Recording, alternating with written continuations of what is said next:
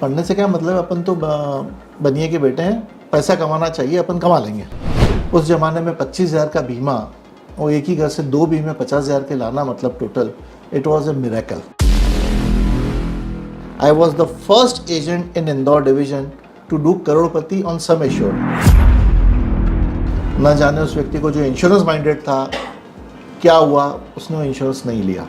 तो मैंने बोला भाभी इनका 1 करोड़ का इंश्योरेंस तो नहीं है। बोले नहीं, आप चेक भी तो ले गए थे, हमने मेडिकल कराया था, आपने 1 करोड़ का इंश्योरेंस तो इनका हो गया था, आप झूठ बोल रहे हो।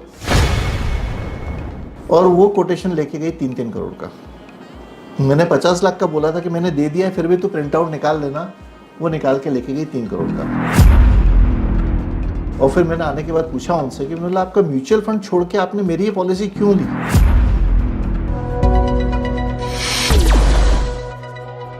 एक ऐसे इंश्योरेंस एडवाइज़र जिनसे बहुत सारे इंश्योरेंस एडवाइज़र ने सीखा है, उनसे ऊर्जा ली है और उनसे ली हुई सीख और उनकी ली हुई ऊर्जा से आज वो बड़े बड़े मुकाम पर पहुंच गए हैं। मैं बात कर रहा हूं मिस्टर असित राजकोटिया जी की। और असित राजकोटिया जी की जीवनी के बारे में हम जानेंगे, उनके एक्सपीरियंसेस को हम समझेंगे और उससे कुछ सीख लेने की कोशिश करेंगे। असित जी, आपका बहुत बहुत स्वागत करता हूँ BI TV में। नमस्कार आप सभी का। असित जी, आपका ये इंश्योरेंस इंडस्ट्री में आप आए, इंश्योरेंस इंडस्ट्री में आने से पहले आप क्या करते थे और कैसे आपका आवागमन इंश्योरेंस इंडस्ट्री में हुआ? इंश्योरेंस इंडस्ट्री में मेरे को आने का कोई इंटरेस्ट भी नहीं था और बेसिकली मेरी ये फील्ड भी नहीं थी। डॉक्टर फैमिली से हूँ, मेरे पिताजी डॉक्टर थे, मेरे मामा डॉक्टर थे, नाना डॉक्टर थे, मेरे मासा डॉक्टर, उनके बच्चे सब डॉक्टर्स। तो मैं भी डॉक्टर की लाइन में जाना चाहता था। कहने कुछ इंसिडेंट्स ऐसे हुए, या तो मेरी पढ़ाई कमज़ोर थी या कुछ और कारण मेरा मेडिकल में नहीं हो पाया। तो और कुछ ऐसा इंसिडेंट्स हुए कि मैंने पढ़ाई छोड़ दी। मेरे पिताजी जो बहुत प्रिंसिपल के आदमी थे और वो LIC के क्लास 1 ऑफिसर्स के डॉक्टर थे, पैनल में थे उनके, और क्लास 1 ऑफिसर्स के डॉक्टर थे। और मैंने पापा को बोल दिया था कि पढ़ाई वढ़ाई नहीं करना, पढ़ाई करने से फ़ायदा क्या है, मेरा हुआ तो नहीं इतनी मेहनत करने के बाद भी। I was little bit depressed. सब इंश्योरेंस के top dignitaries, SDM, marketing managers, ये सब आते थे पापा के पास इलाज कराने, क्लिनिक पे आते थे। तो उनमें से एक थे मिस्टर UC सक्सेना, जिन्होंने मेरी मम्मी को बहन भी बनाया हुआ है। तो वो रेगुलर आते थे। तो उन्होंने बोला कि क्यों पढ़ना नहीं चाहता। मतलब पढ़ने से क्या मतलब, अपन तो बनिए के बेटे हैं, पैसा कमाना चाहिए, अपन कमा लेंगे। तो बोले एक काम कर, तू इंश्योरेंस की एजेंसी ले ले, 25% तेरे को मिल जाएगा, तो बीमा करना चालू कर दे। और उसी समय नए नए एक डेवलपमेंट ऑफिसर अपॉइंट हुए थे, मिस्टर DK डे सरकार। उनके साथ मुझे अटैच कर दिया गया।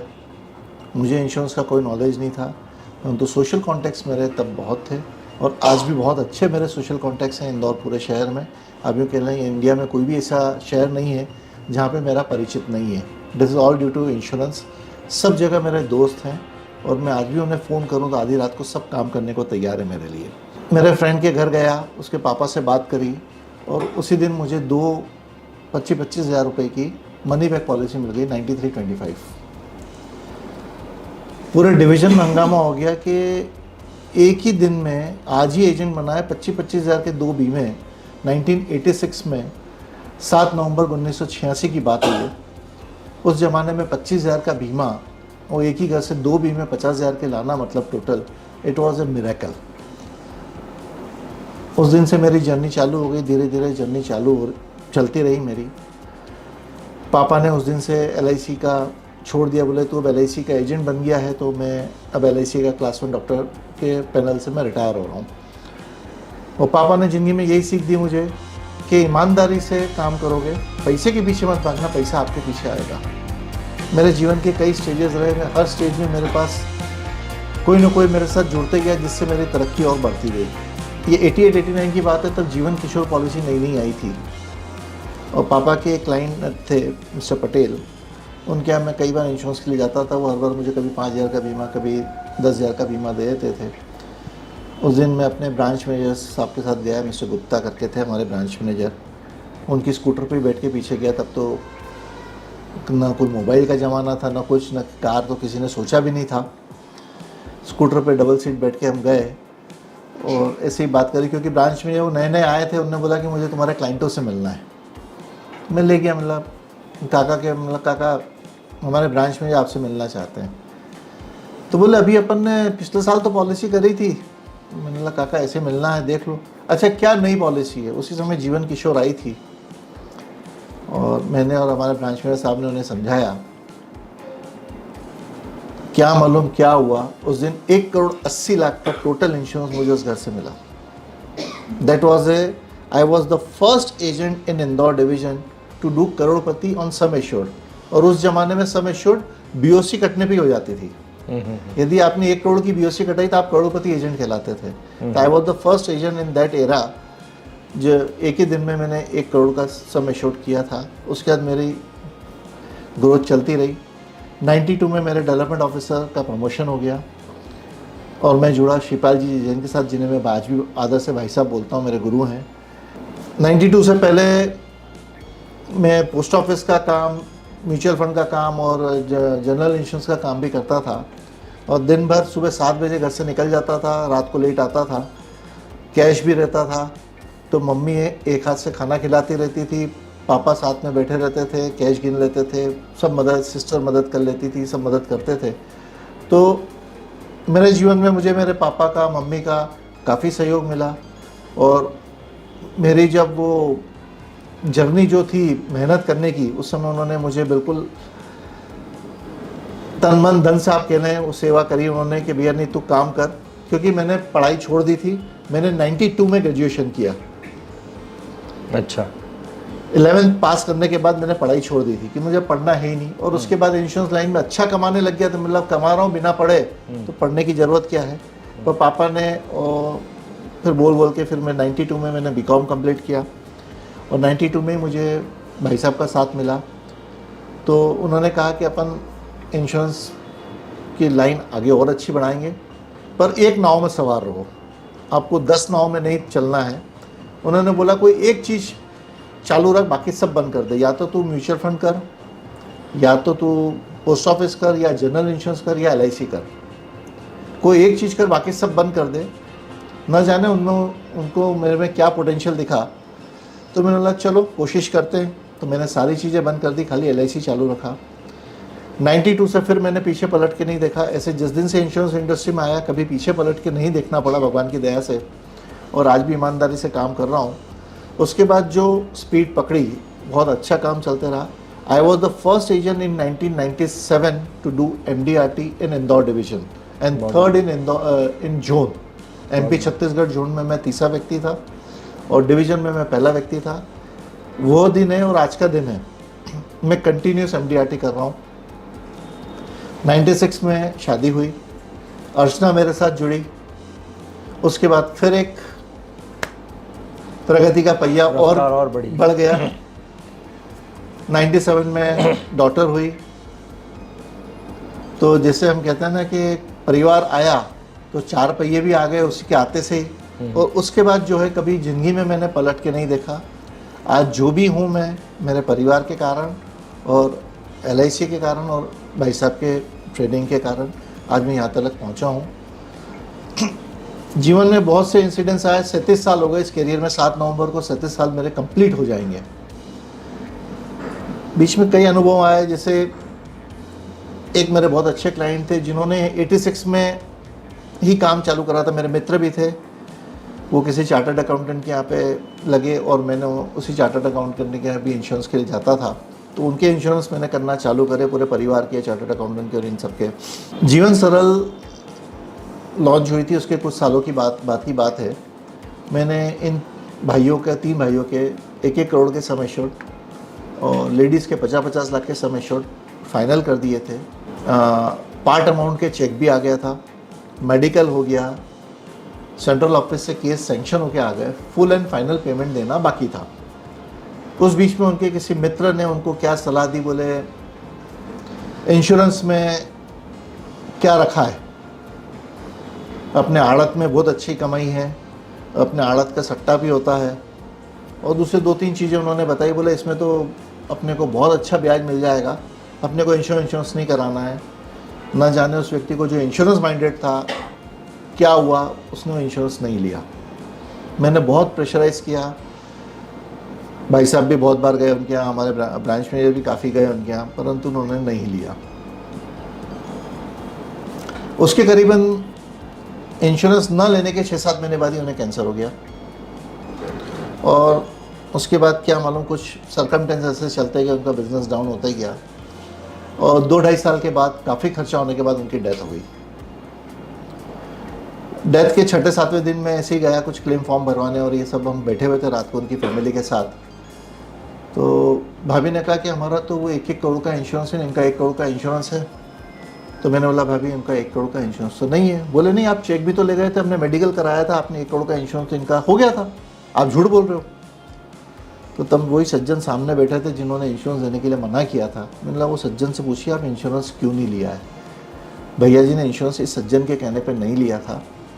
उस समय मुझे भी काफ़ी दुख हुआ, उस परिवार को भी काफ़ी गुस्सा आया कि यदि वो इंश्योरेंस ले लिया होता तो वो उस इंश्योरेंस का पैसा काफ़ी मिलता, उन्हें 1 करोड़ तो सम एश्योर्ड मिलता, बोनस मिलता।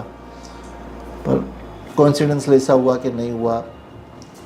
एक ईश्वर की कुदरत की आप कह सकते हैं, कुछ ऐसा रहा कि हम नहीं कर पाए, या मेरे में कहीं कुछ कमी थी कि मैं उस व्यक्ति को इंश्योरेंस कन्विंस नहीं कर पाया। उसके बाद एक इंसिडेंस मेरे साथ और हुआ जिससे मुझे बहुत कुछ सीखने को मिला। आज भी मैं कई क्लाइंट्स को वो चीज़ बताता हूँ।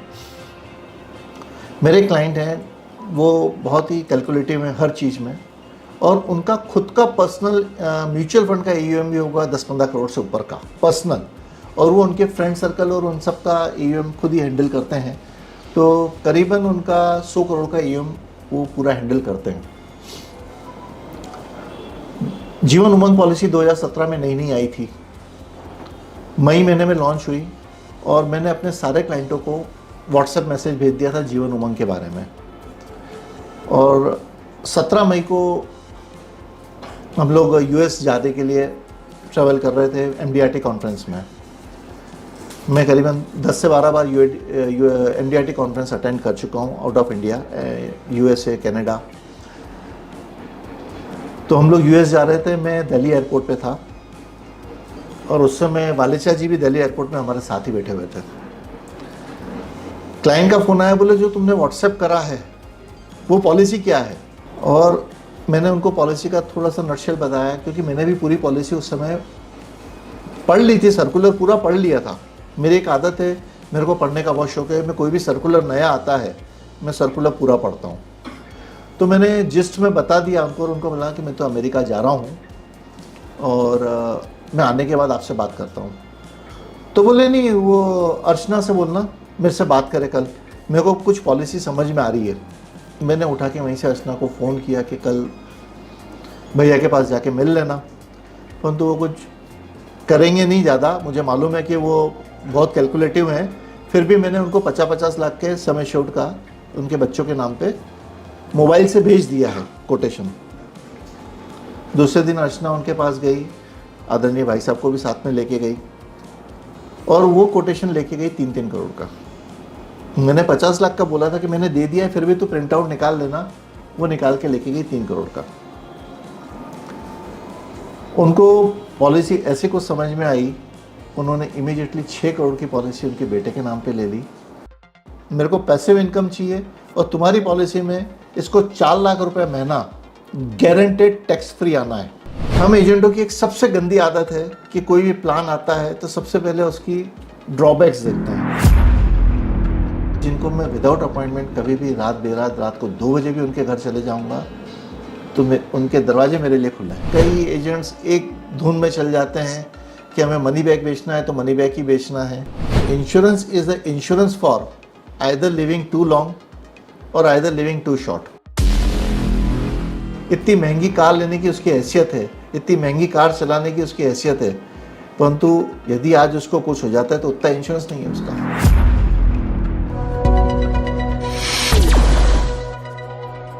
मैं US में बैठा हूँ, यहाँ पॉलिसी सेल हो गई, और फिर मैंने आने के बाद पूछा उनसे कि मतलब आपका म्यूचुअल फंड छोड़ के आपने मेरी ये पॉलिसी क्यों ली? इसमें तो हम 8% या 7% का रिटर्न आपको दे रहे हैं, आपके म्यूचुअल फंड का रिटर्न तो बहुत ज़्यादा है, आपने ये पॉलिसी क्यों ली मेरे से? मैं आपसे जानना चाहता हूँ। तो उन्होंने कहा कि मेरे म्यूचुअल फंड के जो इनकम है वो तो मेरे को 100% इससे ज़्यादा बेटर है, और मेरा जो EM और मेरा कैलकुलेशन जो है मेरे को 20 से 25% का रिटर्न आ जाता है। तो मैंने फिर आपने ये क्यों लिया, ऐसा क्या सीक्रेट है? तो बोले वो तो मेरी इनकम जो है वो फिक्स थोड़ी है, आज शेयर मार्केट ऊपर गया तो ऊपर भी जा सकती है, कम हुआ तो कम भी जा सकती है, और दूसरा मैं बिजनेसमैन हूँ, मेरे को जब ज़रूरत पड़ती तब मैं पैसा निकाल लेता हूँ और फिर लगा देता हूँ। तो मेरे पास वो फिक्स रिटर्न नहीं है, रिटर्न्स हैं पर फिक्स रिटर्न नहीं है। और मेरे को पैसिव इनकम चाहिए। मेरा बेटा अभी सिर्फ 17 साल का है, मेरे को पैसिव इनकम चाहिए, और तुम्हारी पॉलिसी में इसको 4 लाख रुपए महीना गारंटेड टैक्स फ्री आना है। तो ऐसी कौन सी इंस्टीट्यूट होगी जो 4 लाख रुपए गारंटेड 100 साल तक देगी?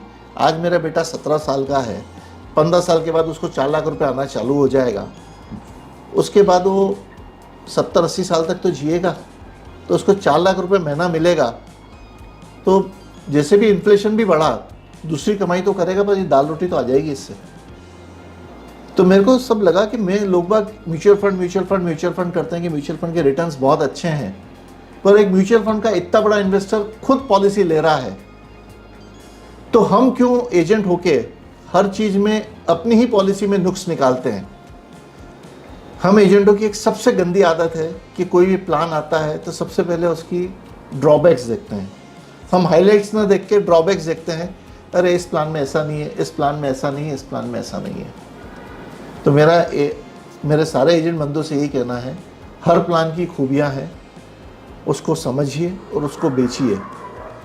और इंश्योरेंस आज की तारीख में सिर्फ 4 या 5% लोगों ने इंडिया में लिया है जो इंश्योरेबल है।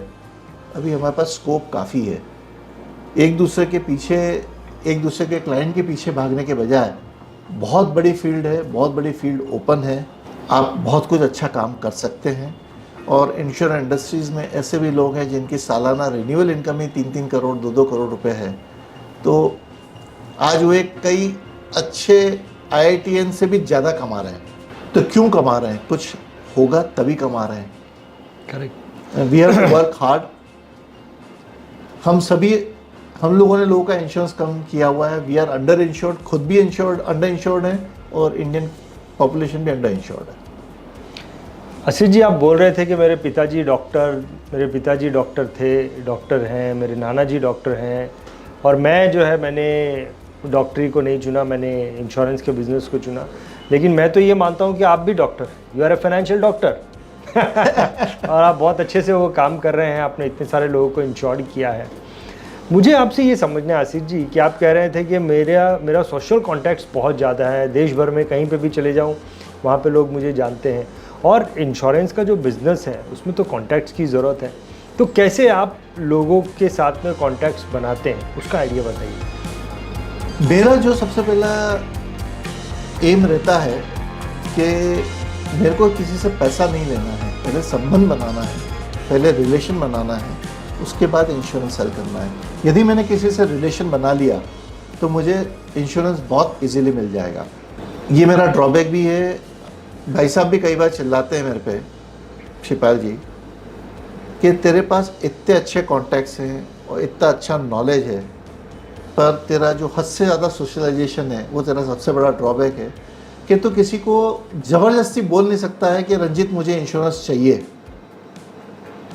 तू उसके साथ में दिल में इतना जुड़ जाता है, रंजीत बोल देगा कि यार आशिद अभी बाद में देखते हैं, अभी अपन डिनर करते हैं, चाय पीते हैं, फिर बाद में करते हैं, अभी परिवार में ये प्रॉब्लम चल रही है। पर यदि तू फोर्स देके बोल देता तो रंजीत इंश्योरेंस भी ले लेगा। परंतु सबसे बड़ी ड्रॉबैक तेरे साथ तो सबसे बड़ा प्लस पॉइंट और सबसे बड़ा ड्रॉबैक तेरा सोशलाइजेशन बहुत हद से ज़्यादा है। और आज की तारीख में मेरा कॉन्टेक्ट ऐसे लोगों से हैं कि जिनको मैं विदाउट अपॉइंटमेंट कभी भी रात को 2 बजे भी उनके घर चले जाऊंगा तो उनके दरवाजे मेरे लिए खुले हैं। नहीं, मैं वही जानना चाहता हूँ कि ये कॉन्टैक्ट्स आप कैसे बनाते हैं? आप संबंध अच्छे बनाते हो, लेकिन वो बनाते कैसे आप लोगों के संपर्क में आते हो और आप जो है उनके साथ अच्छे संबंध बनाते हो? आज 36 साल इस फील्ड में हो गए हैं, तो definitely I am a known figure in Indore के आसपास के गाँवों में, शहरों में भी आई एम मतलब वेरी नोन फिगर। तो नाम एक गुडविल साथ में चलती है, फिर साथ में रेफरेंसेस भी मेरे को ऐसे लोगों से मिलते हैं तो एक रिलेशन बन जाता है। और दूसरा आप कह सकते हैं कि मेरे पास कुदरती ऐसी कोई शक्ति ज़रूर है, पढ़ाई मैंने ज़्यादा नहीं करी, परंतु मैं किसी से मिलता हूँ, पहली या दूसरी मुलाकात में दिल मिल जाते हैं। बहुत बढ़िया, बहुत बढ़िया। सो असित जी, आपने बहुत सारी हमको जो है ना आपकी सक्सेस स्टोरीज बताई आपके इसमें। आपको ऐसा लगता है कि इंश्योरेंस के बिज़नेस में काम करते करते मुझे कई सारे या कुछ चैलेंजेस भी फेस करने पड़े? कोई चैलेंज शेयर कर सकते हैं मान लो, मतलब growth point of view? Challenge तो ज़िंदगी में हर रोज़ है। हाँ। चैलेंज नहीं एक्सेप्ट करेंगे तो आप आगे कैसे बढ़ेंगे? अभी जो सबसे बड़ा चैलेंज हर एजेंट के साथ चल रहा है, प्राइवेट इंश्योरेंस कंपनी की प्रीमियम टर्म की कम है, हमारी ज़्यादा है। But that is again the matter of convention कि हम कैसे कन्विंस करते हैं, how can we give better, कि हमारी इंश्योरेंस कंपनी क्यों बेटर है। तो एक कन्विक्शन का मामला है। दूसरा, म्यूचुअल फंड इंडस्ट्री अभी काफ़ी बूम कर रही है। तो चैलेंजेस तो हैं, but we have to face it out. Asit ji, देखिए हर बिजनेसमैन की अपने बिजनेस को ग्रो करने के पॉइंट ऑफ व्यू कुछ ना कुछ स्ट्रैटेजी होती है। आपकी क्या स्ट्रैटेजी है? जैसे जैसे मार्केट चेंज होते हैं वैसे वैसे स्ट्रेटेजी चेंज होती है। 37 साल के कैरियर में कई बार अप्स एंड डाउन्स देख लिए। जब शेयर मार्केट बहुत टॉप पे होता है तब हम लोगों को बहुत ज़्यादा मेहनत करना पड़ती है। जब शेयर मार्केट डाउन होता है तब हमारा फील्ड बहुत अच्छा हो जाता है। रेट ऑफ इंटरेस्ट डाउन होता है या हाई हो जाता है। मैं जब इस इंडस्ट्री में आया था तब 12-13% का rate of interest government guaranteed देती थी। पीपीएफ में 12% का गारंटेड रेट ऑफ इंटरेस्ट था। आज वो घट के 7-8% पे आ गया है। तो स्ट्रेटेजी तो हर बार चेंज होती है। मार्केट में क्या चल रहा है, क्या नहीं चल रहा है, किस हिसाब से सेल करना है, किस कॉन्सेप्ट को हमें सेल करना है। कई बार हम देखते हैं कि कई एजेंट्स एक धुन में चल जाते हैं कि हमें मनी बैक बेचना है तो मनी बैक ही बेचना है, और वही कन्विंस करना है कि हर 5 साल में आपने इसको री इन्वेस्टमेंट कर दिया तो आपका पैसा इतने गुना हो जाएगा। परंतु 37 साल के कैरियर में हार्डली 0.1% या 0.5% मुझे कस्टमर ऐसे मिले हैं कि जिन्होंने उसको 100% री इन्वेस्टमेंट किया है।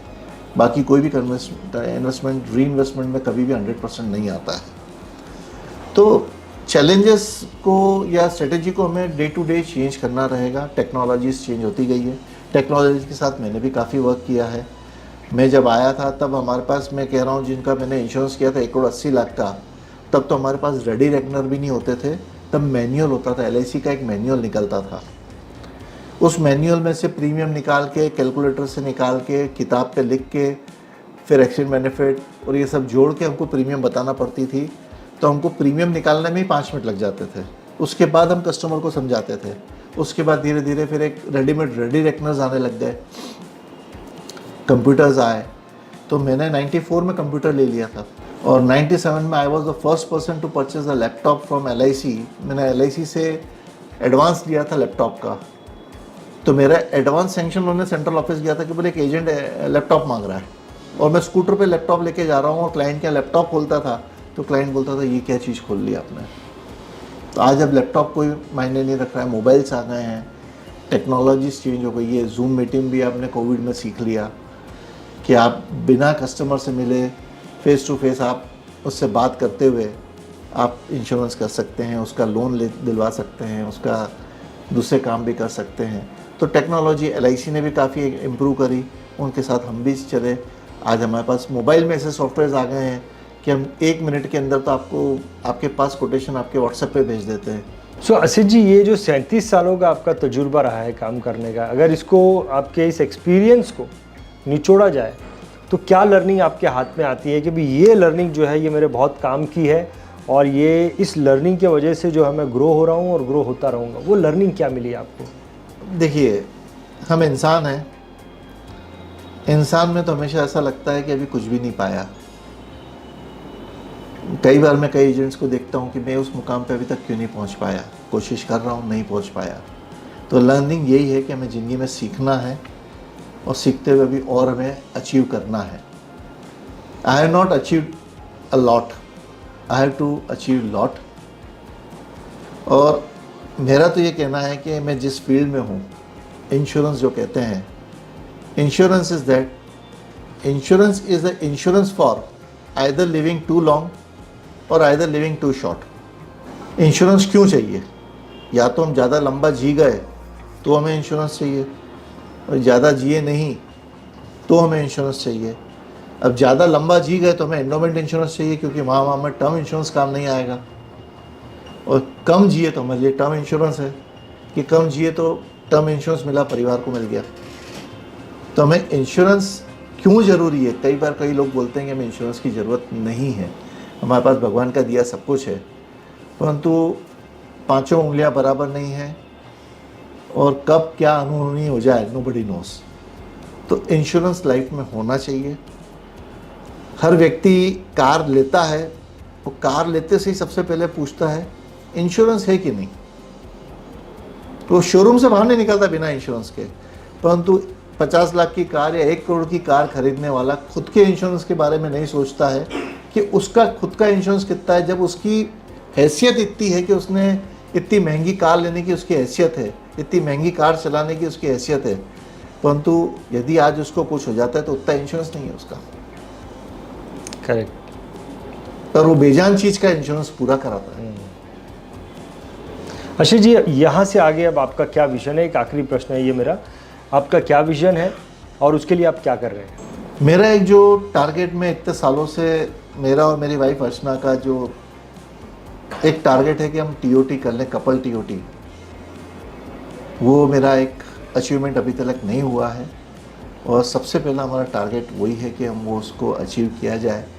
बाकी आज LIC के कारण मैंने ज़िंदगी में सारी चीज़ें अचीव कर चुका हूँ।